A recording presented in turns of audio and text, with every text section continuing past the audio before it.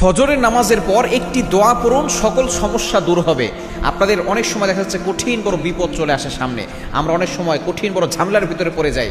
যত বড় সমস্যা হোক, যত বড় বিপদ হোক, কষ্ট হোক, অভাব হোক, সব কিছু থেকে আপনি বাঁচতে পারবেন একটি আয়াতের আমল করতে পারলে। এটা পবিত্র কোরআন কারীমের অন্যতম একটি আয়াত। এই আয়াতের আমলটি করে আপনি বিপদ থেকে মুক্তি পাবেন, আপনার দোয়া কবুল হবে। অনেক সময় সন্তান কথা শুনে না, আপনি এই আমল করবেন, দেখবেন সন্তান কথা শুনবে। স্বামী স্ত্রীর ভিতরে ঝগড়ায় আমল করবেন, দেখবেন ঝগড়া দূর হয়ে যাবে। যত ধরনের সমস্যা হোক না কেন, আপনি অবশ্যই ফজরের নামাজের পরে আমলটা করবেন। ফজরের নামাজ আবার অনেকে পড়ে না, মনে রাখবেন ফজরের নামাজ যদি কেউ না পড়ে তাহলে তার জীবন থেকে বরকত চলে যায়। যার ফজর ছুটে গেল তার জীবনে বরকত চলে গেল। এই জন্য ফজরের নামাজ পড়বেন, নামাজের পরে ছোট্ট একটি দোয়া পড়বেন। এই দোয়াটা পবিত্র কোরআন কারীমের 11 নম্বর পারা 6 নম্বর পৃষ্ঠা 14-15 নম্বর লাইন, সূরা তাওবার 129 নম্বর আয়াত, একবারে শেষ আয়াতটি। এটা হাসবিয়াল্লাহু লা ইলাহা ইল্লাহু আলাইহি তাওয়াক্কালতু ওয়া হুয়া রাব্বুল আরশিল আযীম। এই ছোট্ট দোয়াটা আপনি 7 বার পড়বেন। এরপর আপনি আল্লাহর কাছে দোয়া করবেন, হাসবিয়াল্লাহু লা ইলাহা ইল্লাহু আলাইহি তাওয়াক্কালতু ওয়া হুয়া রাব্বুল আরশিল আযীম।